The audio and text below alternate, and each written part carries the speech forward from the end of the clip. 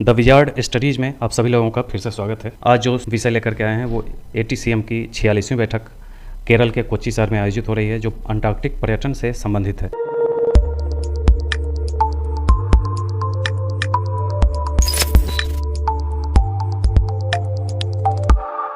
इसके बारे में अभी हम देखेंगे।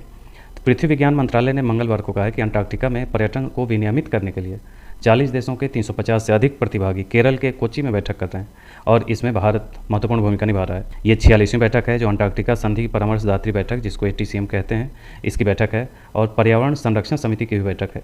कारण क्या है कि पर्यावरण को नुकसान न हो, इसके लिए भी इसकी भी बैठक चल रही है। 26वीं बैठक है ये इसको याद रखेंगे। ये दोनों अलग अलग एग्जाम के पॉइंट ऑफ व्यू से याद रखेंगे। ये बैठक 26 मई से 30 मई तक चलेगी और भारत का राष्ट्रीय ध्रुवीय महासागर अनुसंधान केंद्र गोवा, पृथ्वी विज्ञान मंत्रालय और अंटार्कटिक संधि सचिवालय के द्वारा यह आयोजित किया जा रहा है। ATCM और CEP उच्च स्तरीय वार्षिक बैठक है जो अंटार्कटिक संधि के प्रावधानों के अनुसार आयोजित की जाएगी। 1959 में हस्ताक्षरित 56 अनुबंध दलों का एक बहुपक्षीय समझौता है। इस बैठक में अंटार्कटिक संधि के सदस्य देश अंटार्कटिक विज्ञान, नीति, शासन, प्रबंधन, संरक्षण और संरक्षण संबंधित मुद्दों की चर्चा की जाएगी। CEP की स्थापना 91 में अंटार्कटिक संधि के पर्यावरण संरक्षण के प्रोटोकॉल के तहत की गई थी और यह अंटार्कटिका में पर्यावरण संरक्षण और संरक्षण पर ATCM को सलाह देता है। अंटार्कटिका महाद्वीप में देखें कि अंटार्कटिक संधि अंटार्कटिक महाद्वीप को केवल वैज्ञानिक अनुसंधान के लिए संरक्षित करने और असैनिकृत क्षेत्र बनाने के लिए 1 दिसंबर 1959 को वाशिंगटन में 12 देशों के बीच अंटार्कटिक संधि पर हस्ताक्षर किए गए थे, जिसमें Argentina, Australia, Belgium, Chile, France, Japan, New Zealand, Norway, दक्षिण अफ्रीका, सोवियत संघ, UK और USA थे और 1961 में ये लागू हुआ और भारत इसमें 1983 में शामिल हुआ। और अंटार्कटिका को 60 डिग्री साउथ अक्षांश के दक्षिण में स्थित बर्फ से आच्छादित भूमि के रूप में परिभाषित किया गया अंटार्कटिका संधि में और इसका मुख्यालय ब्यूनस आयर्स, अर्जेंटीना में है। भारत की बात करें तो भारत के यहाँ पे 3 लैब हैं।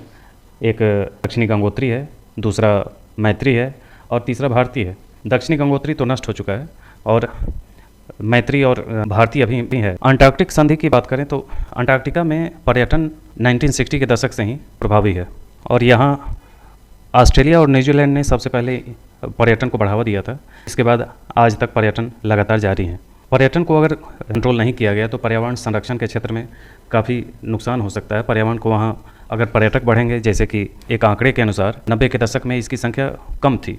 99 से 2000 के बीच 14,762 लोग यहाँ आए पर्यटक के रूप में और 2009 से 2010 के बीच 37,000 से अधिक लोग पर्यटन के उद्देश्य से गए थे और 2024 के आसपास इसकी संख्या 50,000 को पार कर चुकी है।